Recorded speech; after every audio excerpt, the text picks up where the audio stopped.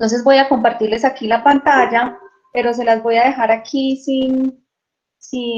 no sé si ahí la ven, es que quisiera como tener aquí la pantalla del chat abierta. Liz, yo te apoyo con el chat. Sí, Yo voy bueno. leyendo las preguntas. Discúlpame, hago una intervención chiquita. Entonces, para los aprendices de la ficha 1881673, que es la mía, la de la instructora Laura Álvarez, recuerden que estas evidencias las venimos trabajando desde la semana pasada. El día de hoy la invitación era para que profundizáramos más en el tema de la elasticidad y que ustedes, pues, como que tuvieran más información para terminar la evidencia número 1 de informe de análisis. Como dice Cristina, el día de mañana entonces tendremos la de presupuestos, que con esa charla vamos a profundizar para que ustedes hagan la evidencia número 4. La terminan pues porque sé que ya están avanzando en ellas. ¿De acuerdo? Entonces, bueno, le doy paso a Cristina y yo te soporto con el chat para las dudas. Perfecto, entonces vamos a hacer la presentación y de todas maneras Laura al final nos va a colaborar también explicando las evidencias que vamos a realizar de este tema en particular. Listo, entonces aquí ya voy a abrir la presentación y vamos a empezar a hablar de un tema que realmente nosotros conocemos, que no es ajeno para nosotros, un tema que como consumidores en todo momento estamos como tocándolo, y es el tema de la oferta y la demanda. Entonces, como podemos ver en esta gráfica, la oferta y la demanda hacen parte del ciclo de comercialización. Cris, Es decir, perdón, no estamos viendo tu pantalla, por lo menos yo no, bien, los demás. yo verifico aquí qué pasó entonces. No, no se ve. Espérenme un segundo, a ver si ahí. Listo, ahora sí. Ahí sí, listo. Entonces, les estaba contando que como nosotros como consumidores estamos pues muy cercanos a estos términos de oferta y demanda. Realmente es un tema bastante sencillo, sino que es posible que cuando nos lo empiecen a hablar en términos de fórmulas y en términos matemáticos se nos enrede un poquito. Pero la oferta y la demanda no son sino un paso dentro de ese proceso de comercialización. Es decir, la oferta tiene que ver con todo lo que los oferentes o los empresarios ponen a disposición de nosotros los consumidores, obviamente después de que se producen los bienes y servicios, a esos bienes y servicios se les fija un precio, y después entonces es que aparece el concepto de la demanda, que es la cantidad de productos que los consumidores van a requerir en un tiempo determinado. Entonces, digamos que en términos generales, la oferta está definida por los oferentes o por los empresarios y la demanda está determinada por los consumidores, ¿cierto? Entonces, ¿cuál es la definición de demanda? Demanda nos dice que es la cantidad demandada es la cantidad de un bien que los consumidores están dispuestos a comprar, es decir, que desean y pueden comprar. Y aquí hay una cosa bien interesante con estas palabritas de desean y pueden comprar, y es que cuando nosotros estamos hablando de demanda, ya estamos hablando de la realidad, es decir, de la cantidad de producto y servicio que de verdad mis consumidores me pueden comprar, ¿cierto? No están entonces ahí metidos los que dicen, ay, tan chévere, yo quisiera un Ferrari, ay, no, me muero de ganas de irme a un crucero por las Bahamas, pero que no tienen entonces ni siquiera la capacidad adquisitiva, ni el deseo o la necesidad de comprar un producto o un servicio. Entonces aquí la demanda sí se nos limita a la demanda real. Esas personas que desean, pero que además pueden, desde la parte adquisitiva, comprar un producto o un servicio. Y establecemos la ley de la demanda, que nos dice que manteniéndose todo lo demás constante, la cantidad demandada de un bien disminuye cuando el precio de ese bien aumenta. Entonces vamos también como a desglosar un poquito esta ley de la demanda. Me dice que manteniéndose todo lo demás constante. ¿Qué es eso todo lo demás? Nos está hablando de todos los factores del macroentorno que ustedes veían al inicio de la formación, ¿cierto? O sea, cuando, por ejemplo, no está Chávez peleando con Iván Duque, cuando China tiene problemas entonces con Estados Unidos, cuando no hay coronavirus, a propósito de, ¿cierto? O sea, cuando todos esos factores del macroentorno están en un escenario, digamos, moderado, esta ley se debería cumplir, ¿cierto? Cuando algo está barato, entonces la demanda de ese producto tiende a subir, que es básicamente lo que nosotros vemos cuando estamos hablando de los mercados que son mercados muy naturales. Por ejemplo, cuando se ofrecen, no sé, en la mayorista o en la minorista se empiezan a ofrecer aguacates, ¿cierto? Entonces, cuando los aguacates están muy baratos, ¿qué es lo que pasa? Nos empiezan a ofrecer aguacates a 5.000 pesos.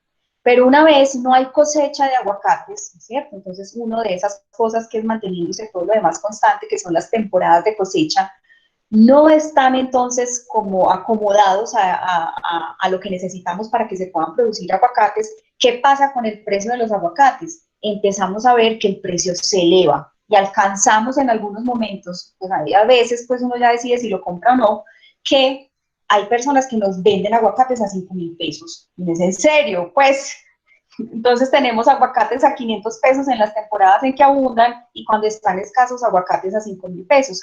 Ahí es donde realmente nosotros vemos cómo funciona esta ley de la demanda, ¿cierto?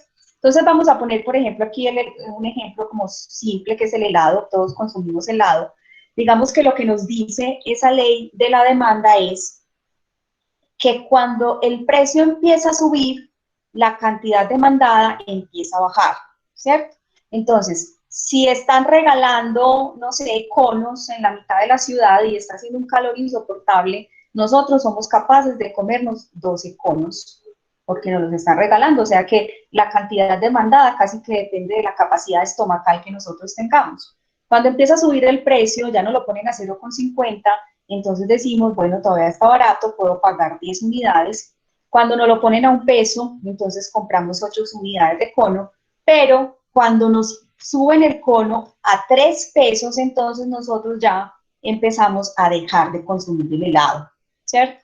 Entonces digamos que nuestro precio tiene que mantenerse en ese rango, pues donde no vamos como a infringir como la ley y empezar de pronto a caer en prácticas como el lavado de activos, es decir, no vender por debajo del costo, pues porque empieza la DIAN a sospechar de nosotros y todas las autoridades, y además porque vender por debajo del costo se constituye como una práctica non santa cuando nosotros estamos hablando de una libertad entre la oferta y la demanda, ¿cierto? Porque sabemos que es una barrera para que entren nuevos competidores, entonces se empieza a considerar como una práctica monopolística. Entonces, digamos que esto lo que nos grafica es esa demanda de la que estamos hablando, ¿cierto? Que a mayor precio, menos cantidad de producto nosotros compramos. La tabla, entonces, esto todo lo podemos graficar, de la demanda se grafica de la siguiente manera. Entonces, tenemos pues nuestro plano cartesiano. Aquí, entonces, en la parte de abajo tenemos la cantidad demandada de los helados, y en esta parte de acá tenemos entonces cómo va disminuyendo el precio. Entonces lo que nos muestra esta gráfica, chicos, es que cuando tenemos una disminución del precio, se va a elevar... Hola. Dime. Tenemos un aprendiz que dice que no ve, yo creo que es porque apenas están entrando. Espérate, yo miro a ver si por aquí hay alguien que me solicita entrada. No, nadie está solicitando entrada por aquí. Lina Margot dice que no puede ver. ¿Será que está de pronto desde el celular? Y los otros sí estamos viendo, chicos. Todos están viendo. Confírmenos en el chat, por favor. Sí, normal. Ah, listo. Debe ser un problema pues de Lina, ya sea porque está en el celular o con el computador. Gracias, chicos. Lina de pronto entran, saliendo y volviendo a entrar, ¿cierto? Intenta ver si de pronto te funciona de esa manera. Entonces, chicos, la gráfica básicamente se da de esta manera, ¿cierto? Cuando tenemos una disminución del precio, vamos a elevar la cantidad demandada de los helados. Entonces, la estamos graficando acá. O sea, cuando está a 0,50, nos vamos para este lado, cuando está a 1, y empezamos pues como a leer nuestro plano cartesiano de la manera en que lo hemos hecho normalmente. Cuando nosotros nos pasamos entonces para la parte de la oferta, recuerden que esta oferta ya no la determina el consumidor, sino que la determina el oferente o el vendedor, ¿cierto? Y nos dice que la oferta es la cantidad ofrecida de un bien que los vendedores están dispuestos a vender, es decir, que desean y pueden vender. Fíjense que otra vez nos aparece en la palabra desean. y pueden, ¿cierto? Y aplica lo mismo para cuando estamos del lado del consumidor. O sea, yo quisiera, por ejemplo, montar una empresa en este momento de exportación de aguacates, pero tengo la capacidad productiva, la plata, los materiales y demás para hacerlo, ¿cierto? Es posible que no, que en este momento no se tenga la capacidad por la contingencia que está pasando. Entonces, no solamente es que deseen, sino que la oferta se constituye en una oferta real cuando esos oferentes realmente pueden vender en el mercado.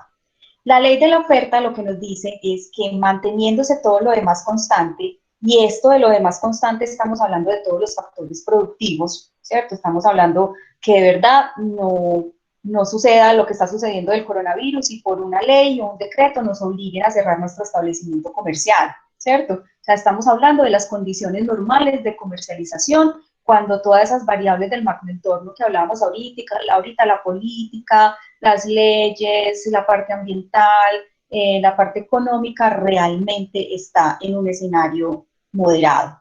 Cuando todo eso está moderado, lo que sucede con la oferta es que la cantidad ofrecida de un bien aumenta cuando su precio aumenta. ¿Qué es lo que nos quiere decir eso, chicos? Que a mayor cantidad de dinero que tengan los oferentes en el bolsillo, pues están en mayor capacidad de poder ofrecer productos o servicios afuera, ¿cierto?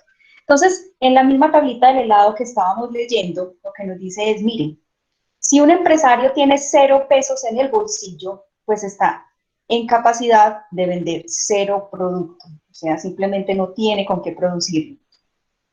Cuando a ese empresario entonces sube el precio del helado a 0,50, todavía no le da los costos fijos y los costos variables para poder producir. Pero cuando lo vende a 1 peso, entonces ya puede producir un helado. A 1,50 puede producir 2 helados y cuando llegamos a 3 pesos tenemos que ese empresario ya tiene suficiente cantidad de dinero en el bolsillo para poder ofrecer 5 helados a los consumidores como tal. ¿Qué es entonces lo que se busca con la oferta y la demanda? En un país capitalista, pues porque digamos que toda esta teoría de la oferta y la demanda viene básicamente de los sistemas económicos basados en la libertad, ¿cierto? O sea, si estamos hablando del comunismo, pues entonces la oferta y la demanda nada que ver, simplemente llega un gobierno totalitario y me dice el precio de este producto es tanto y se va a ofrecer tanto y eso es lo que hay, ¿cierto? Pero entonces digamos que en los mercados donde la parte económica realmente el gobierno solamente funciona, como decía Keynes, como la mano invisible, ¿cierto? Que está regulando a través de unos impuestos y a través de unas leyes lo demás, los precios se fijan, es por el libre juego de la oferta y la demanda. Y que el mercado realmente siempre está tendiendo al equilibrio.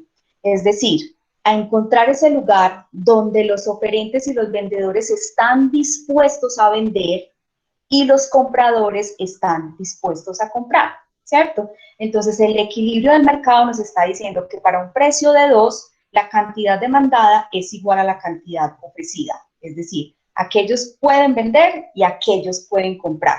Cuando estamos hablando entonces del precio de equilibrio, que digamos que son dos conceptos que están muy relacionados, pero que no son exactamente lo mismo, en el precio, cuando estamos hablando del punto de equilibrio, lo que nos dice es ese momento de la empresa donde sus costos fijos y variables están, digamos, equiparados con la demanda. Es decir, la empresa no está ganando plata, pero tampoco está perdiendo. Está cubriendo todos esos costos básicos que tiene el funcionamiento de la empresa como tal, ¿cierto? Entonces, digamos que en términos generales así funciona la oferta y la demanda. Si hay gente dispuesta a comprar, entonces es posible que haya gente dispuesta a vender. Si hay gente dispuesta a vender, pues en un mercado que sea libre de monopolios, pues entonces tendría que haber una gente dispuesta a comprar. Y eso tiene que ver también un poquito con ese asunto de los mercados, ¿cierto? Cuando nosotros estamos en un mercado monopolístico, es decir, un mercado donde no necesariamente es el precio el que va a determinar lo que pasa en el mercado, porque solamente hay un oferente, entonces digamos que este sujeto como oferente puede decidir cuál es el precio que le va a dar a los productos o servicios, ¿cierto? Por ejemplo, nosotros en las ciudades como monopolio todavía tenemos los prestadores de servicios de energía, alcantarillado, acueducto. Aquí en Medellín, por ejemplo, EPM nos dice que el kilovatio de energía vale tanto y usted puede patalear, llorar o pararse en las pestañas y el precio va a ser ese. ¿Por qué? Porque no hay empresas que compitan frente a esa empresa. y que además hay unas barreras para evitar ese monopolio que son bastante complejas, pues porque digamos que básicamente tendríamos que romper toda la ciudad para poder establecer nuevos acueductos y nuevos alcantarillados, y eso es imposible. Entonces digamos que ese monopolio a largo plazo, lo único que le regula son los precios que pone el gobierno, que nos dice que establece un piso y que establece un techo, es decir, lo mínimo que nos pueden cobrar por ese kilovatio y lo máximo que nos pueden cobrar. Y digamos que los monopolios se mueven entonces en esos rangos. Pero no todos los mercados son así. De hecho, todas las legislaciones en los países capitalistas o de libre mercado realmente tienden a que no existan ese tipo de monopolios, sino que tengamos unos mercados que son de una competencia más perfecta. Entonces podemos tener también unos oligopolios donde nosotros encontramos que hay muy pocos oferentes y que de alguna manera no estamos seguros si esos oferentes pueden, por ejemplo, hacer pactos de precio, que ya ha sucedido. O sea, nosotros hemos visto el cartel de los pañales, el cartel de los papeles, el cartel de no sé qué, ¿cierto? Entonces, cuando hay 2, 3, 4 empresas en el mercado, pues digamos que está prohibido hacer acuerdos de precios. Hay unas leyes que se llaman las leyes antidumping, ¿cierto? Que prohíben hacer esos pactos de precios, pero pues uno no sabe por allá tomando roncito en el country que diga pues el de Coca-Cola y el de Postobón, vamos a no robarnos y no hacernos muy duro en el mercado, venga, no nos tiremos tan duro, hagámonos pasito, y básicamente uno lo que se entera en este tipo de mercados es que uno no sabe muy bien cuál es la diferencia entre los productos. O sea, nosotros vamos a un restaurante y pedimos una Coca-Cola o una Pepsi y el precio es indiferente, simplemente hay un precio de gaseosas, entonces son unos precios muy similares. Pero entonces cuando nosotros estamos hablando ya de mercados más perfectos, donde hay muchos compradores y muchos vendedores, el precio definitivamente está regulado por ese libre juego de la oferta y la demanda. Entonces ya sabemos, a partir de esas leyes de la oferta y la demanda, que las cantidades ofrecidas o las cantidades demandadas varían de acuerdo al precio, ¿cierto? Eso ya lo tenemos claro. Pero la pregunta es, ¿cuánto? ¿Cuánto varían entonces las cantidades ofrecidas o las cantidades demandadas con referencia a la subida o a la bajada de los precios? Entonces, para eso aparece el concepto de la elasticidad. Este concepto de la elasticidad, digamos que es una cosa supremamente amplia, o sea, aquí hay para que los matemáticos se diviertan realmente con esto, pues, pero a nosotros desde el punto de vista de la negociación internacional o de la parte comercial, realmente lo que nos interesa es conocer el concepto, cómo afecta la fijación de los precios, ¿cierto? Entonces, la elasticidad precio de la demanda me dice que es la medida del grado en que la cantidad demandada de un bien responde a una variación porcentual de su precio, ¿cierto? La formulita para determinar la elasticidad me dice que variaciones porcentuales, este triangulito significa variaciones, entonces son las variaciones porcentuales de las cantidades demandadas sobre las variaciones porcentuales del precio. ¿Cómo lo vemos entonces en un ejemplo real? Me dice, mire, supongamos, siguiendo con el helado, que aumenta un 10% el precio del helado, lo que hace descender la cantidad demandada en un 20%. Es decir, aquí se está cumpliendo esa ley de la demanda que veíamos al principio, que es que cuando aumenta el precio, la cantidad demandada tiende a disminuir. Entonces aquí simplemente reemplazamos en cuánto fue que variaron las cantidades. Entonces me dice que las cantidades variaron en un 20%. ¿Y cuánto fue que varió el precio? El precio varió en un 10%. Entonces, eso nos da 2, ¿cierto? Nos dice que la elasticidad es igual a 2. Entonces, aquí hablamos de dos tipos de elasticidad, de la demanda elástica y la demanda inelástica. Entonces, nos dice que la demanda es elástica cuando es mayor que 1 y es inelástica cuando es menor que 1, ¿cierto? Entonces, aquí, por ejemplo, en este ejercicio de la diapositiva pasada nos dio 2, entonces nosotros tendríamos que este bien, o sea, el helado, es un bien de una demanda elástica, es decir, que es muy sensible a las variaciones porcentuales en los precios. Y nosotros en el mercado nos vamos a encontrar productos que son de una demanda elástica y otros que son de una demanda inelástica. Entonces, los productos de demanda elástica son esos que son muy susceptibles a las variaciones porcentuales de los precios. Y los de demanda inelástica son aquellos productos que las variaciones de los precios realmente no los afectan, ¿cierto? Entonces, por ejemplo, ¿qué productos tenemos nosotros que ya conocemos que son de demanda inelástica? Miremos este ejemplo. Estamos en días de precios especiales éxito, ¿cierto? Cada X cantidad de tiempo que nos hacen las promociones en el éxito. Resulta que usted en su casa se consume 1 libra de sal mensual, sal para la cocina, ¿cierto? Con eso cocina usted y se consume 1 librita. Si la sal está en promoción y le rebajan hoy 50% de descuento en la sal, ¿será que usted empieza a consumir más cantidad de sal solamente porque está en promoción? O sea, que usted diga, uy, está en promoción, me voy a comprar entonces 4 bolsas de sal y entonces le voy a echar más sal a la comida para poder aprovechar la promoción, ¿cierto? Entonces, si antes le echabas 1 cucharada de sal al arroz, ahora en promoción le vas a echar 4 cucharadas de sal al arroz. ¿Haríamos eso, chicos? No, para nada. Para nada, ¿cierto? Entonces eso quiere decir que la sal tiene una demanda inelástica, es decir, las cantidades demandadas de sal no se ven afectadas si el precio de ese producto disminuye. ¿Para qué es importante entonces cuando nosotros estamos hablando de los negocios? Para identificar, por ejemplo, cuando nosotros vamos a hacer descuentos. ¿Será que podría ser factible o que es recomendable para una empresa que vende sal, no sé, para Refisal, que esté haciendo descuentos y promociones del 50% de descuento en sus productos? ¿O será que simplemente están sacrificando rentabilidad, pero no están realmente haciendo ningún papel frente al consumidor? No es beneficioso, creo que es un papel más de la empresa, quizás, o de la tienda, del centro comercial o del mercado, más que beneficioso para Refisal. Exactamente. Entonces, simplemente, si nosotros vamos a hacer un plan de mercadeo o un plan de exportación y dentro de esos planes vamos a hacer promociones y descuentos, pero nuestro producto es de una demanda inelástica, entonces eso no es una buena idea.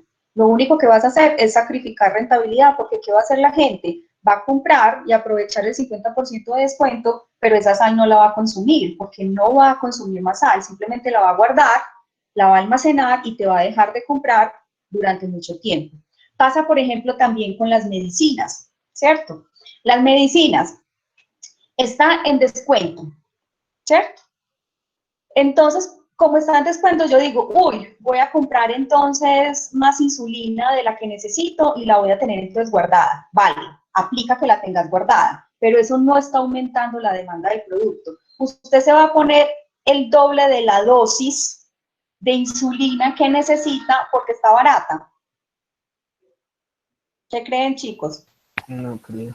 No, no lo hacemos, ¿cierto? Nosotros no nos vamos a aplicar más dosis de insulina porque está barata. Entonces, hay algunos productos, chicos, donde hacer descuentos es una bobada. O sea, simplemente están sacrificando rentabilidad para la compañía. Mientras que hay... Lo que dice acá la compañera Cami, que también los productos farmacéuticos tienen vencimiento por los medicamentos. Exactamente, o sea que ni siquiera podríamos almacenarlos exactamente.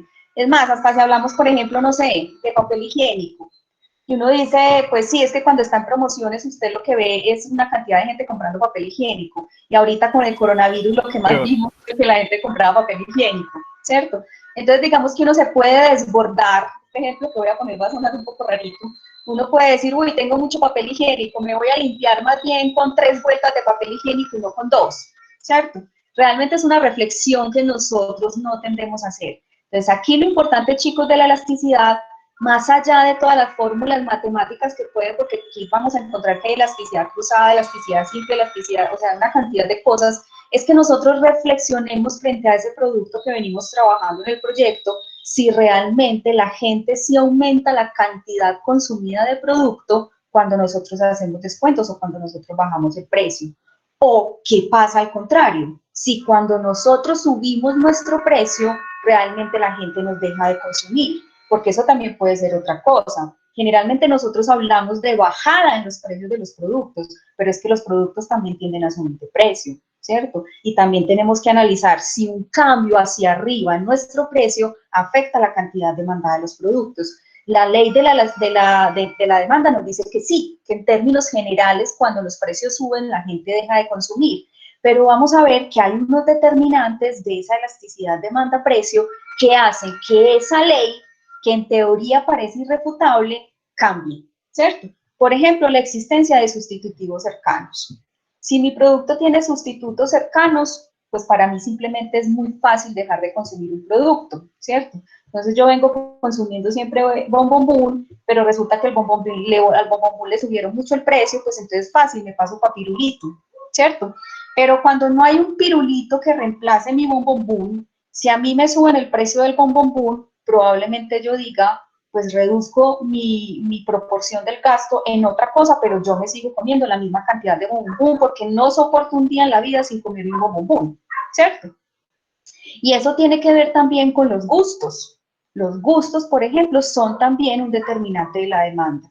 Es probable que a nosotros nos suban la Coca-Cola y que, en teoría, nosotros deberíamos disminuir el consumo de la Coca-Cola porque está muy costosa. Pero hay personas que dicen, vea, pues lo que me cobren, pero yo me tomo la Coca-Cola. Entonces, ese tipo de cosas unidas al comportamiento del consumidor, que digamos que esta elasticidad, por eso decimos que la fórmula es una cosa, pero hay muchos factores que cuando estamos hablando ya de los negocios se meten directamente a hablar con esta fórmula de elasticidad y que pueden cambiar la perspectiva, es esa, ¿cierto? Tenemos que analizar cuáles son los gustos, las preferencias y las convicciones que tienen nuestros consumidores. Si son bienes necesarios o si son bienes de lujo, ¿cierto? Si son bienes de lujo y me suben el precio, entonces yo puedo decir, no, pues no, yo no voy a consumir eso, ¿cierto? Pero si son bienes necesarios y te suben el precio, en el caso de por ejemplo, las medicinas que estaba hablando ahorita la compañera, sí o sí usted las tiene que tomar, ¿cierto? Si, por ejemplo, entonces llega ahorita la vacuna y nos dicen que la vacuna para el coronavirus vale 500.000 pesos, ¿cierto? Y tú eres población de riesgo, diabético, hipertenso, o sea, todos los males en una, pues entonces sí o sí te va a tocar comprar la vacuna. Entonces, digamos que, como les decía, más allá de la fórmula, aunque de todas maneras pues la fórmula nos dicen de entrada si esa demanda es elástica o inelástica, lo que nosotros tenemos que empezar a reflexionar es cómo se afecta la demanda de nuestro producto con las variaciones en los precios, sean variaciones hacia abajo o variaciones hacia arriba, ¿vale? ¿Cuál es entonces la elasticidad de la oferta? Nos dice exactamente lo mismo. La elasticidad de la oferta de un bien es el grado de respuesta que hay en la cantidad de la oferta de un bien o servicio con respecto a las variaciones en su precio. Ay, aquí espérense que me quedó como chueca esta formulita. ¿Dónde estoy? Esta rayita se me vino para acá. Esto es así. Las variaciones en las cantidades sobre las variaciones en el precio.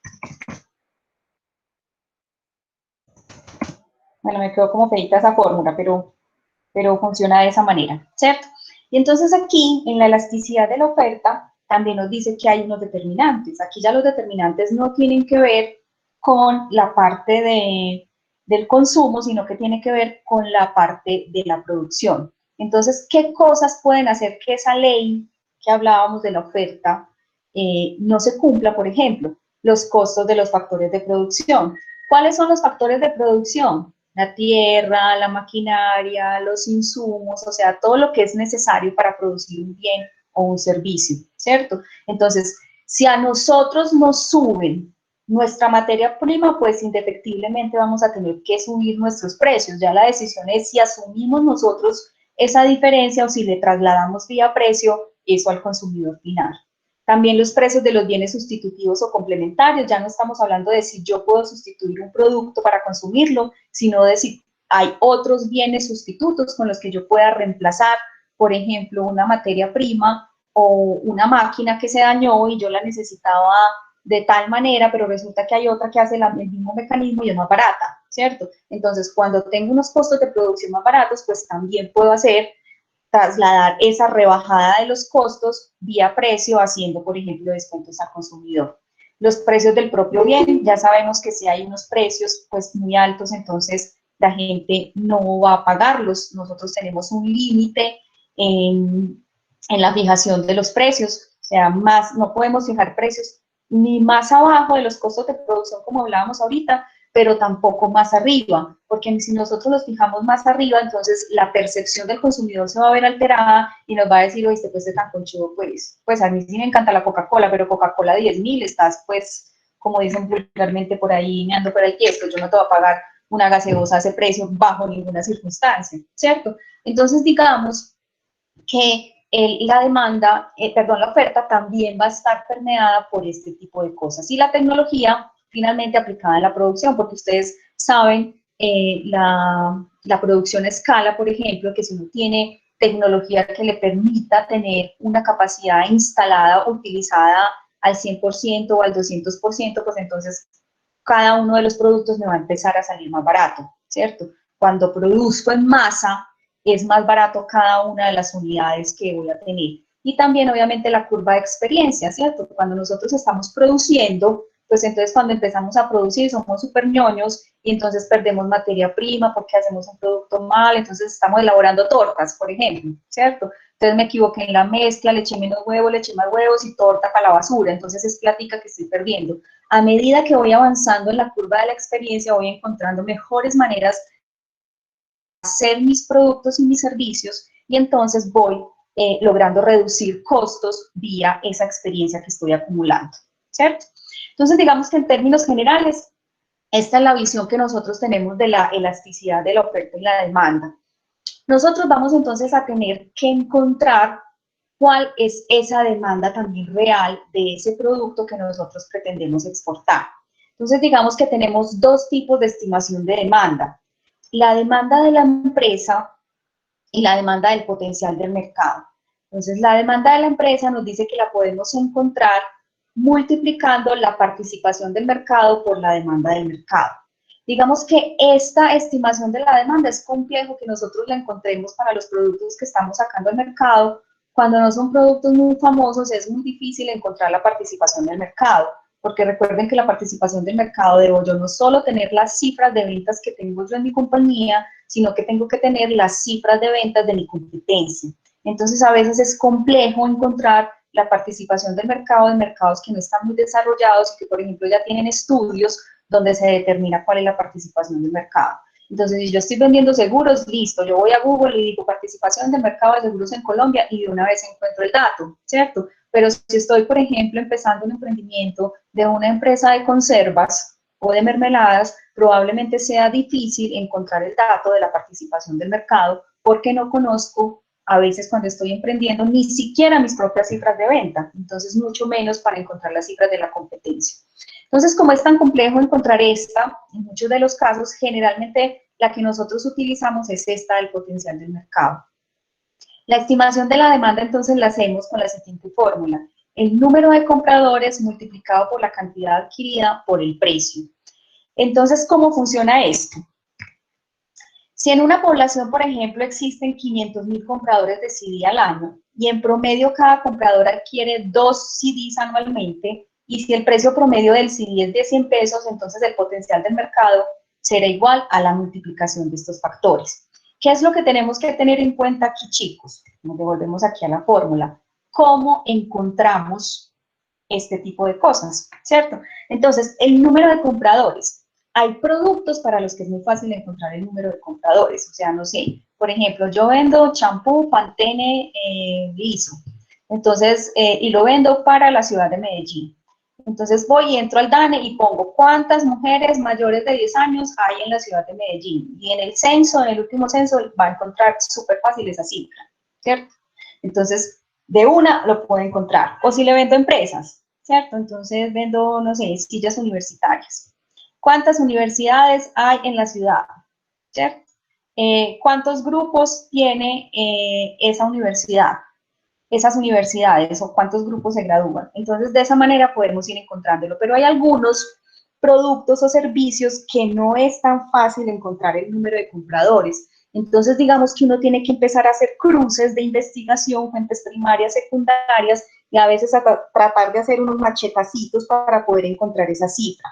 Miren, por ejemplo, alguna vez yo estuve haciendo una consultoría para una empresa que vende servicios tecnológicos para abogados litigantes, ¿cierto? O sea, eso es un asunto como voy a los juzgados, escaneo todos los procesos y entonces los proceso en la oficina y te los monto en una plataforma donde tú puedas ver todas las notificaciones que tienes o edictos que tienes sobre alguno de los casos que estás llevando. Básicamente ese era el servicio.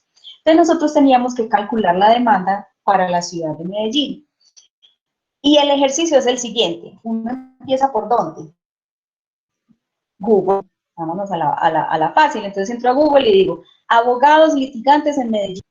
Y Google dice que no tiene información al respecto. Pues pucha, entonces ¿dónde me encuentro el número de abogados litigantes en Medellín? Fíjense todo lo que nos tocó hacer para poder encontrar un estimado del número de compradores totales. Averiguar cuántas universidades que ofrecían derecho hay en la ciudad de Medellín, ¿cierto? Entonces, y listo, encontramos que hay X cantidad de universidades en la Universidad de Medellín. Por otro lado, buscamos cuántos egresados de derecho hay, por ejemplo, en cada una de las universidades. Entonces, cruzamos ese dato con el número de universidades y nos dio X cantidad. Pero ahí todavía teníamos simplemente egresados de derecho, pero no sabíamos cuántos de ellos eran litigantes. Entonces, en Dinero nos encontramos un artículo que decía que el 10% de los egresados de las facultades de derecho se vinculan al sector privado. ¿Eso qué nos deja? Nos queda un 90% de esa población que nosotros ya teníamos, porque los abogados pues litigantes pues están en la calle. Nos encontramos otro que decía que el 20% se vincula con las entidades públicas, entonces ¡pim!, quitamos ese otro 20%.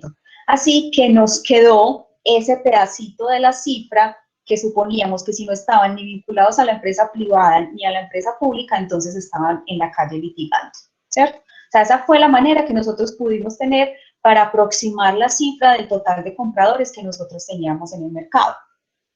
Luego, entonces, necesitamos encontrar la cantidad adquirida. Esta cantidad adquirida de producto o servicio se hace en un periodo de tiempo, ¿cierto? Porque miren lo que nos está diciendo acá. La demanda es la cantidad de producto de un mercado que un mercado requerirá en un periodo de tiempo. Generalmente se hace con los planes de mercadeo, ¿cierto?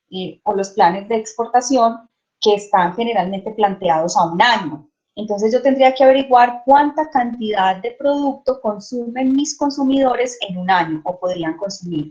Entonces si nos vamos, por ejemplo, al ejemplo del champú, pues uno dice, mire, una mujer en el año se está comprando, cada 2 meses, se está comprando 6 tarros de champú, ¿cierto? Las niñas me dirán que más o menos eso es lo que uno se gasta un tarro de champú por 2 de balsa. Entonces aquí sería multiplicado por 6 y entonces lo multiplicamos por el precio. Eso nos va a dar generalmente una cifra muy grande, una cifra exorbitante en la mayoría de los casos, porque aquí estamos hablando de la estimación de la demanda total, es decir, la cantidad de personas a las que nosotros podemos llegar. Pero en la vida real, nosotros no llegamos al 100% de nuestros mercados objetivos, ¿cierto? Eso sería el ideal, pero no, las empresas entonces, ¿qué es lo que hacen? Se dirigen a algunos segmentos del mercado y esperan captar una proporción de ese mercado, ¿cierto? Entonces, por ejemplo, a mí me dio que esa cifra del champú debe ser muchísimo más amplia, me dio 100.000 millones, ¿cierto? Pero resulta que yo no le voy a vender a toda la población de Medellín, es imposible, una empresa sería incapaz de venderle a una población completa. Entonces, en esos objetivos, por ejemplo, del plan de mercadeo, en el plan de exportación, usted va a decir que va, por ejemplo, a obtener unas ventas del 20% anual, ¿cierto? Entonces, lo que haríamos aquí es sacar de esta cifra gigante el 20% y esa sería nuestra demanda real, porque recuerden que por aquí nos estaban diciendo que eran que desean y puedan comprar. Entonces, de esa manera nosotros estaríamos estimando cuál sería esa cantidad de producto que el mercado va a requerir en un tiempo. Pero supongamos que nosotros... Perdón, ahí hago entonces como una anotación. Recuerden, chicos, que ustedes vienen trabajando en unas guías anteriores, en toda la segmentación del mercado y en el desarrollo del plan de mercados como tal, donde ustedes tenían que escoger un producto y definir a qué país lo iban a exportar, ¿cierto? Hemos venido trabajando en eso. También cuando hemos hecho como retroalimentación de las evidencias, vemos que cuando definimos la segmentación del mercado, entonces decimos, quiero exportar a Estados Unidos, pero Estados Unidos es demasiado grande. Entonces allí les hemos hecho énfasis en que usted debe escoger su nicho de mercado dentro de Estados Unidos, ya sea una ciudad, ya sea por la edad de las personas, ya sea si son niños o mujeres, dependiendo del tipo de producto. Bueno, eso era lo que les quería decir. Y por acá Miguel dice, ¿dónde puedo acceder a datos para conocer productos con alta, media y baja demanda? Yo creo pues que esa pregunta ya la respondió Cristina con el ejemplo que nos dio del estudio de mercados que ellos hicieron con los abogados. No sé, Cris, si tienes algo ahí para agregar. Pues hay de todas maneras muchas fuentes, ¿cierto? O sea, yo puedo consultar Cámara de Comercio, hasta en Legiscomes, entonces ustedes van a poder encontrar cuáles son los países con, pues, lo que más se está exportando en el momento y qué es lo que menos se estaba exportando. Por ejemplo, en estos días estaba escuchando que seguíamos siendo las noticias en estos días que lo que más se está exportando sigue siendo el café, ¿cierto? Entonces, en esas bases de datos es posible también encontrar esa información. Digamos que acá nos tenemos que volver súper expertos en la búsqueda de la información, no necesariamente Google y la primera opción, como les digo, entonces hay que leer, hay que investigar, hay que mirar, hay que cruzar cifras para nosotros poder tener pues como datos reales de esto. Y sobre todo de fuentes confiables, como lo acaba de mencionar Cristina, la DIAN, Banrep, Portafolio, que son páginas que tienen que ver con comercio exterior en Colombia, ¿cierto? Correcto. Entonces, esto que estamos viendo, chicos, en este momento, digamos que es el abrebocas en la parte de las proyecciones de ventas. Ya el instructor pues, invitado que vamos a tener para la sesión de mañana nos va a explicar las diferentes metodologías para hacer proyecciones de ventas y presupuestos de ventas, ¿cierto? Digamos que esta es una fórmula fácil de calcular esa cantidad de producto, pero lo que nosotros tenemos que empezar a mirar es que aquí estamos hablando de una demanda total, y de una demanda que todavía sigue siendo una demanda potencial, ¿cierto? Entonces ya tenemos que aterrizar esos conceptos que acabamos de ver y empezar a mirar ya desde la vida real, teniendo en cuenta el crecimiento económico, teniendo en cuenta el historial de ventas de nuestra empresa, teniendo en cuenta la oferta exportable que hay, cuál es realmente la capacidad de la empresa, de nosotros o la empresa del producto que estamos manejando, que tiene para vender bienes o productos en el mercado, ¿cierto?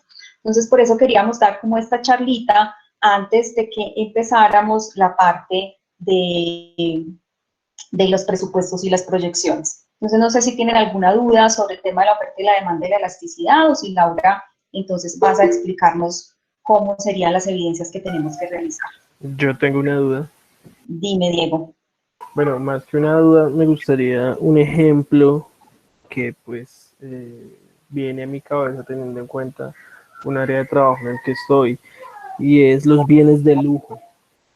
¿Cómo se calcula la demanda en un accesorio de lujo, digamos, un mobiliario de lujo, una casa de lujo, que básicamente ellos enfocan a sectores estratos 5 o 6, esto previo a la pandemia que actualmente estamos, pero ¿cómo calcularía uno un producto que no se maneja en el país, pero que es apetecido por este tipo de personas con gran poder adquisitivo? ¿Y cómo se llega a calcular, digamos, esos factores para no caer en pérdidas? Digamos, ejemplo, vamos a importar X producto de Italia, no lo hacen en Colombia, no lo fabrican en Sudamérica, simplemente lo traemos, lo damos y nosotros tenemos cierta ganancia. ¿Cómo se calcula ese medio? Pues la fórmula sigue siendo la misma, Diego, lo que pasa es que aquí interfieren como otras variables. Entonces, lo primero es que nosotros empecemos con nuestra segmentación, como nos decía ahorita Laura, ¿cierto? Ustedes tienen que empezar a decir, miren, nuestro producto vale, no sé, tienes ahí un estimado de precio, allá la carrera en borrador. 10 millones de pesos. 10 millones de pesos, ¿cierto? Entonces, sabemos que 10 millones de pesos es una platica bastante interesante, ¿cierto? Entonces, de entrada, nosotros vamos a descartar a la población de bajos ingresos, estrato 1, 2 y 3, y 4, ¿cierto? Entonces, supongamos que nos vamos a enfocar a los estratos 5 y 6. Es un producto para el hogar. Sí, así es, un sofá, digamos. Un sofá, listo. Entonces, generalmente quien toma las decisiones de compra acerca del sofá son las mujeres, ¿cierto? Entonces, digamos que tu público objetivo, pues digamos que son los hogares, pero en términos generales, la persona que incide en la toma de la decisión de compra generalmente son las mujeres, entonces podemos empezar a hablar de las mujeres estratos 5 y 6 de nuestro país. Ese dato, por ejemplo, es fácil de encontrar. Te vas al DANE, el último censo, y te dice cuántas familias, estratos 5 y 6, hay en la ciudad de Medellín, en la ciudad de Bogotá, en la ciudad de Cali, pues donde tú quieras llegar, o en Colombia, ¿cierto? Entonces eso te va a entregar, mira, tengo 100.000 familias, estratos 5 y 6 en Colombia, por ejemplo, ¿cierto? Pero de todas maneras, aquí es donde viene la segunda parte. A esas 100.000 familias es poco probable que nosotros podamos llegar. ¿Por qué? Por los esfuerzos de mercadeo que nosotros tenemos que realizar para poder llegar al 100% de la población. Entonces es probable que en este caso tú prefieras llegar a un porcentaje más bajito de la población porque el producto que estás vendiendo tiene una mayor rentabilidad, ¿cierto? Imagino que por ser costoso también tiene una rentabilidad interesante. O sea, no es lo mismo vender bolitas de chicle. ¿Cuántas bolitas de chicle, por Dios bendito, tiene que vender uno para poder ganarse 100.000 millones de pesos? ¿Cierto? Mientras que si estamos hablando de un producto que deja una rentabilidad más interesante, pues entonces tendrías que calcular, es al contrario. ¿Cuánta cantidad de producto debes vender para poder obtener las utilidades esperadas? Entonces, digamos que este es otro método de fijación de precio. Ya nosotros no lo hacemos como el costeo, costos fijos, variables, pues como realmente funciona como la fijación de precios tradicional, sino que es una fijación de precios basada en la rentabilidad esperada, ¿cierto? Entonces, en la rentabilidad esperada, nosotros también podemos encontrar, espérate, yo miro si por aquí me encuentro la formulita.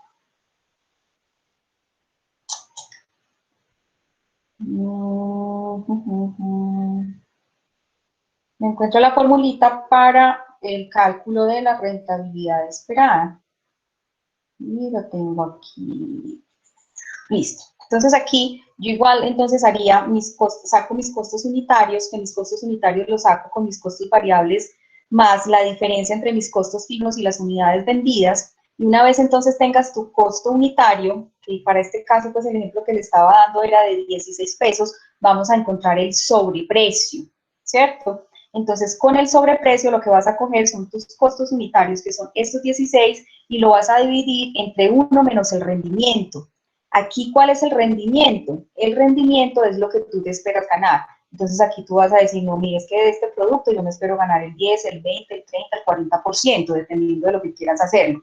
Entonces, te va a dar que para este caso, por ejemplo, de este ejemplo, el sobreprecio ganándote el 20% que tenemos aquí va a ser entonces de 20, es decir, te vas a ganar 4 pesos por cada una de las unidades que vendas. Entonces, lo que tienes que encontrar en este momento, espérate, que es que yo creo que puse la diapositiva que no era. Sí, lo que tienes que encontrar en ese momento es cómo vas a encontrar, no, espérate, que esta no tiene la fórmula, cómo vas a encontrar las unidades que necesitas vender. Dame un segundito, yo busco que la tengo que tener. Kotler, aquí. Me corchas en la fórmula en este momento, pero yo la tengo que tener sí o sí.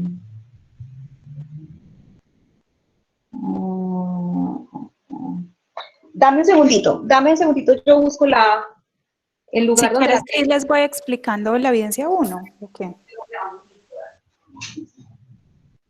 Cris. Sí, fue la biblioteca. Ya, aquí, ya la encontré. Ah, ok. Dame un segundo, simplemente aquí la abro, porque es importante que dejemos esto claro para el trabajo que van a realizar. Listo. Esta es la que necesitamos, es el punto de equilibrio. Ok, entonces, Nos vamos por aquí. Entonces, una vez que tengas el sobreprecio, lo tenemos aquí, ¿cierto? Y vamos aquí en esta presentación, lo que vamos a encontrar es el precio de equilibrio. Y en ese precio de equilibrio lo vamos a encontrar en el volumen de equilibrio. Y lo que necesitas saber es cuántas unidades necesitas vender para poder ganarte la plata que te quieres ganar. Entonces, ¿cómo encontramos ese volumen de equilibrio? Lo encontramos con nuestros costos fijos totales divididos entre el precio en el que vamos a vender menos los costos variables, ¿cierto? Entonces, para el caso de este ejemplo que estábamos manejando, me dicen que para poder obtener ese 20% de rentabilidad, nosotros necesitamos vender 30.000 unidades, ¿cierto? Entonces, digamos que lo que vamos a invertir es la forma en la que estamos haciendo la fijación del precio para poder encontrar ya no a cuántas personas le tenemos que vender, sino cuántas unidades nosotros tenemos que producir y después encontrarlas entre esas 100.000 familias que nosotros habíamos dicho que habían. Entonces, por ejemplo, si esa fórmula te dice que tienes que vender para obtener la rentabilidad esperada, son 50 sofás, simplemente, entonces ya tienes una demanda total de 100.000 familias, estrato 5 y 6, entonces es mucho más fácil poder encontrar esas 20 familias a las que les vas a vender ese producto o ese servicio. Super, profe, ¿me dejas ver nuevamente la fórmula, por favor? No alcancé a tomar acá pantallas. Claro, espérate que creo que la cerré. La tenemos aquí. El volumen de equilibrio. Entonces son mis costos fijos totales sobre el precio menos los costos variables. Mil gracias, profe. Listo. Bueno, chicos, no sé si tienen alguna otra pregunta o pasamos entonces a la explicación de la evidencia. Cuéntenos en el chat si está todo claro y podemos explicar la evidencia, porfa. Listo. Bueno, Laura, bueno, dale. Listo. Gracias, Cris. Bueno, porfa, para que yo comparta eso. Gracias.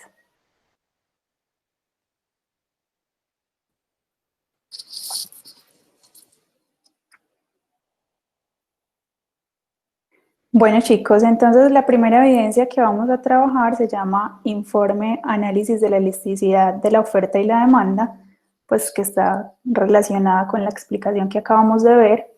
En esta evidencia, entonces, nos piden que obviamente primero estudiemos un material que se llama el comportamiento, bueno, el material se llama Planeación y Proyección del Presupuesto, y el tema que vamos a estudiar dentro de este material se llama Comportamiento del Mercado. Aquí les expongo el material, es básicamente lo que Cristina nos acaba de explicar, la oferta, la demanda, la elasticidad, cómo se calcula. Posterior a estudiar este material y con la información que ya tenemos de las evidencias que hemos desarrollado en el plan de mercados, lo que les decía, ya hemos trabajado en la segmentación, en el nicho del mercado. Entonces, con esta información debemos trabajar sobre un simulador de elasticidad que está propuesto acá en el material, se los voy a mostrar. Espérenme que hay una pregunta. La presentación no se ve. Todos me ven, todos estaban viendo. Sí, señora. Ah, bueno, listo. Entonces les voy a mostrar en la evidencia como tal cuando, espérenme, entro acá. Entonces, contenido del curso, que es donde ustedes ven el material. Exactamente, fase de planeación, actividad de aprendizaje 8. Cuando ustedes le dan clic entonces a la evidencia número 1, informe análisis de la demanda, la abrimos y entonces acá nos proponen la primera evidencia, que es pues para ver la explicación, ¿cierto? Que es esta que tengo abierta. Y nos proponen trabajar con este simulador.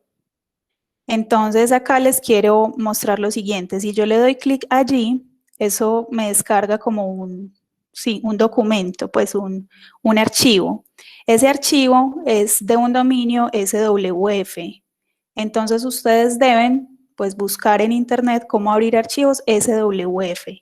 En mi computador me funcionó con el siguiente programa, el Media Video Player, no sé si lo conocen. Entonces yo simplemente descargué este programita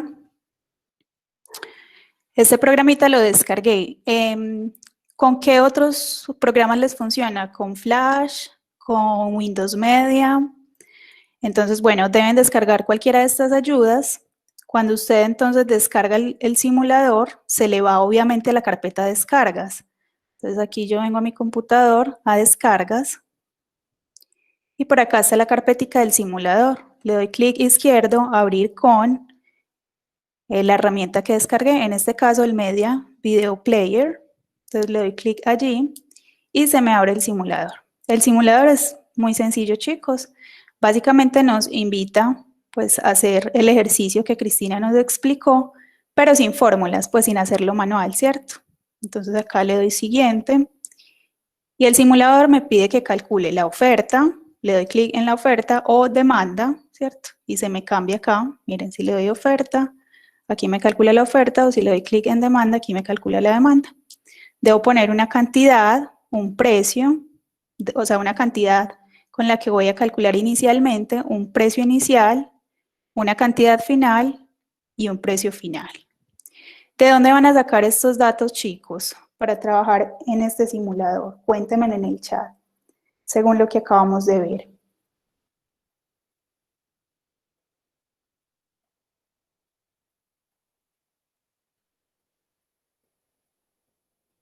Hola, hola, los leo. Profe, disculpe, supongo que nuestros mismos estudios de mercado de nuestros productos. Sí, o con lo que nos acaba de explicar Cristina, ¿cierto? Entonces Teniendo en debemos, cuenta la información del DANE y haciendo un seguimiento. debemos buscar entonces qué cantidad se oferta de ese producto o servicio con el que ustedes están trabajando desde las evidencias anteriores. Esta evidencia es grupal, ¿cierto? Porque venimos trabajando en la exportación de un producto grupal. Por acá en el chat me dice Nidia, ¿funciona en Firefox o en Firefox instalando Flash Player? Listo, a ella le funcionó así. Ustedes deben intentar, como les digo, pues simplemente uno pone en Google cómo abrir archivos SWF e intentar pues con las opciones que hay allí. Laura, qué pena, yo también les doy otra opción, entonces, para hacer la evidencia, por ejemplo, dentro del plan que ustedes ya estén, pues, como en su cabeza teniendo, pueden en el informe simular el caso, ¿cierto? Pueden decir, por ejemplo, mire, para el producto que nosotros venimos trabajando, entonces pensábamos hacer un descuento del 20% para Navidad, por ejemplo, ¿cierto? Entonces, ahí pueden tener una variación en el precio. Recuerden que para poder calcular la elasticidad necesitamos variaciones de los precios y de las cantidades. Entonces, aquí es donde les dice, miren, por ejemplo, cuando estamos trabajando con la oferta, entonces, ¿cuál es la cantidad inicial? Y ahí nos vamos entonces a lo que hablábamos ahorita, ¿cierto? Entonces, varió el precio, subió un 20% y las variaciones en las demandas variaron un 10%. Entonces, eso es lo que les preguntan ahí, inicio y final, es decir, la cantidad empieza en cuántos y termina en cuánto se vendió, ¿cierto? Cuánto se va a vender y esperan vender. Y el precio, cómo varió antes de hacer el descuento y después de hacer el descuento en el precio. ¿Listo? Miremos aquí más o menos cómo funciona.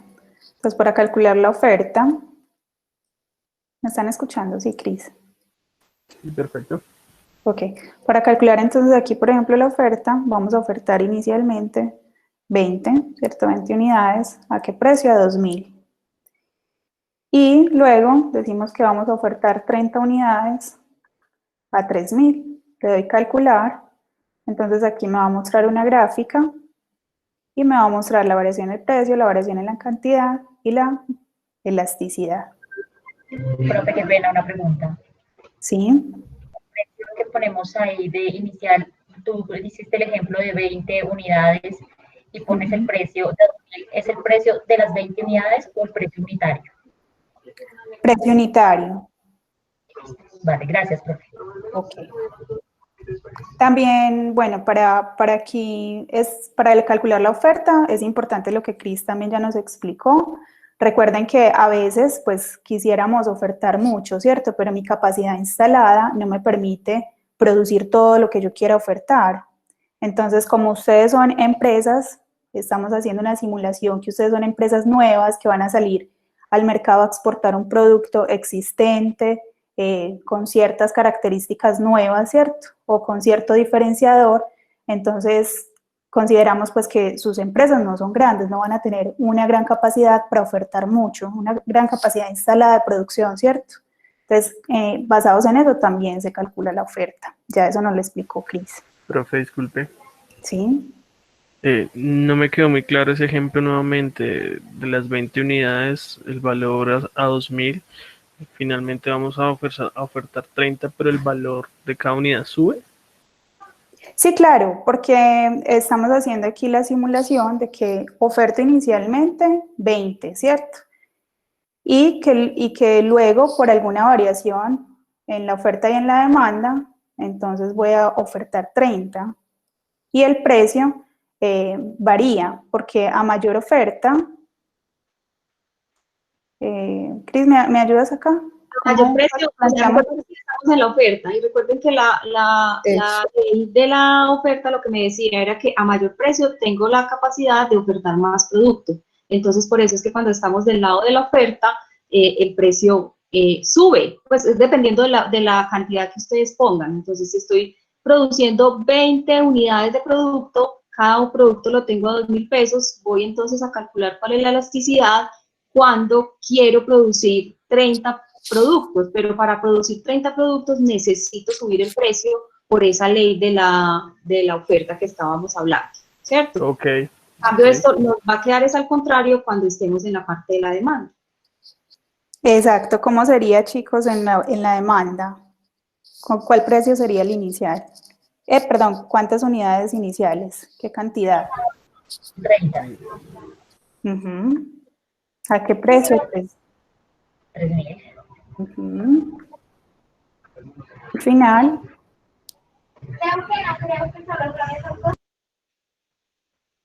Está bien así.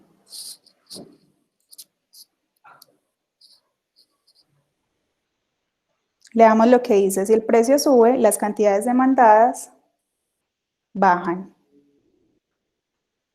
Si el precio baja, las cantidades demandadas suben. O sea que está bien así expuesto el caso.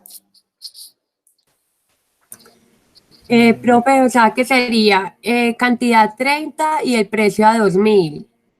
Y en el final sería 20 y el precio a 3.000. Así sería. Entonces aquí ya sí me da la variación en el precio, punto 5, variación en las cantidades y la elasticidad. Y me muestra la gráfica, como nos explicaba ahorita Cristina, cantidades versus precio, ¿cierto? Bueno, quedó claro entonces cómo es la partecita del simulador. Entonces, después de utilizar el simulador, ese es el punto 1 en la actividad del informe. El punto 1 es trabajar pues con ese simulador. Allí van a calcular la elasticidad de la oferta y la demanda para el producto o servicio elegido. ¿Cuál? El que ustedes vienen trabajando en su grupo de trabajo. Calculan las variaciones, eso se los arroja el simulador, y elaboran un informe interpretativo, describiendo detalladamente los resultados y conclusiones del cálculo de la elasticidad que realizamos en el simulador, ¿cierto? Vamos a hacer un informe donde decimos por qué entonces la oferta, por qué la demanda, por qué esas unidades. Grafiquen la oferta y la demanda según los resultados obtenidos en el simulador. Pregunta, ¿de dónde sacan esa gráfica? Pues la gráfica sería la que nos aparece ahí al lado, pues cuando hacemos en el simulador, ¿no? De acuerdo. ¿Qué pasa? Ese simulador no deja guardar cosas, entonces allí toman pantallazos. O también, algunos de los aprendices les he sugerido realizarla en Excel. Es una gráfica súper básica donde ponemos, ya lo vimos, simplemente las cantidades y los precios y hacemos la gráfica en Excel. Por acá les leo. Judy dice, entiendo entonces, tenemos que jugar con la explicación de la oferta y la demanda, de acuerdo. Nidia dice, en esta página puedo encontrar los precios de la demanda, sí, en el DANE es una buena fuente. La gráfica sería la del simulador. Ok. Pero en el DANE, chicos, no van a encontrar precios. En el DANE van a encontrar son los datos de la población, ¿cierto? El precio del producto o del servicio ya lo tienen ustedes definido.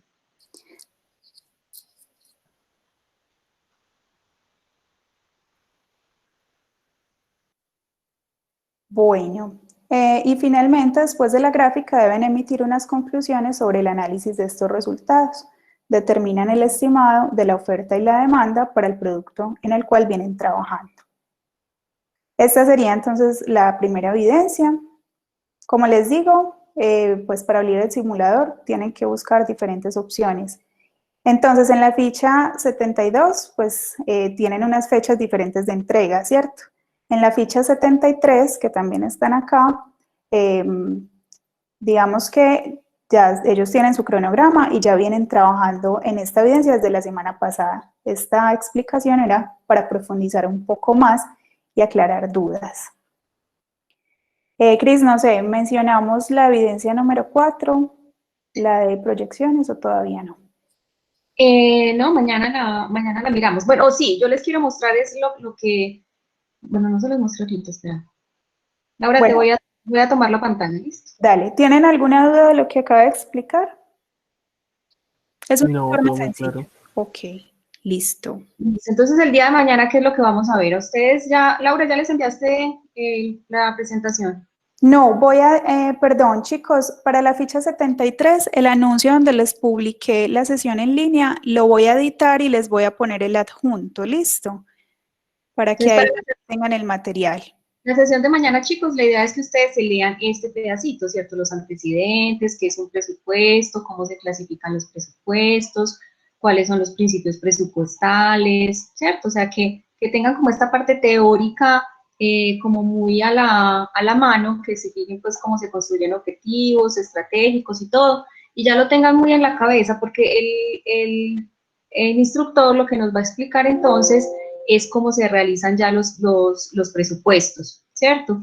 A través de, digamos que también es como un simulador, funciona más o menos como un simulador, entonces el simulador que tenemos en la plataforma no nos está funcionando, entonces vamos a cargar ¿cierto? O sea, independiente de lo que diga la evidencia, lo que vamos a hacer es hacer este presupuesto. Entonces ya él ya nos va a explicar a través también de las formulitas y aquí ingresando, entonces también se cambia manualmente, entonces uno le cambia un dato y él igual me va cambiando las otras cosas, ¿cierto? Entonces, vamos a mirar cuáles de los métodos de proyección son los más, de proyección de ventas es el más útil para la empresa y para el sector donde ustedes trabajan. Entonces, digamos que esto es básicamente lo que vamos a hacer el día de mañana, pero sí es importante que, porfa, le den una leidita a la parte de la presentación de PowerPoint. ¿Listo? Perdona, allí para la que me preguntó el DANE, sí, yo respondí que sí, pues rápidamente, pero entonces, como dijo Cristina, en el DANE vas a encontrar datos poblacionales, donde pueden encontrar precios en la página de la DIAN, que nos arroja un informe de precios de productos y pues tanto en las importaciones como en las exportaciones. Entonces allí puede ser una buena fuente. Y pues también teniendo en cuenta que ustedes ya han venido trabajando en la planeación del mercado, donde ustedes tenían una evidencia que era hacer la proyección de los precios a los que podían vender su producto, donde además le hacían también la suma de los precios de exportación.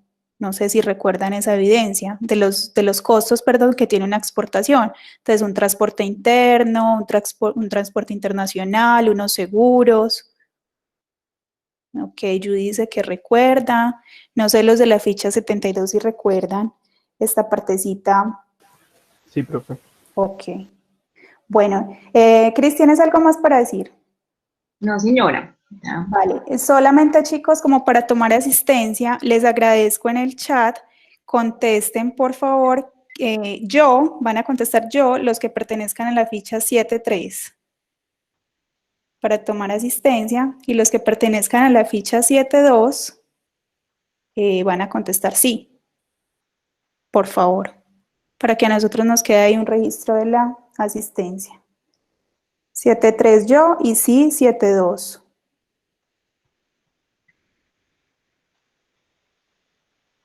El linkcito, entonces, chicos, voy a ver si me lo entrega de una vez y se los estoy enviando entonces para que puedan reproducir la sesión quienes no pudieron ingresar. Listo, Cris. Muchísimas gracias por todo lo que nos compartiste. Feliz noche, chicos.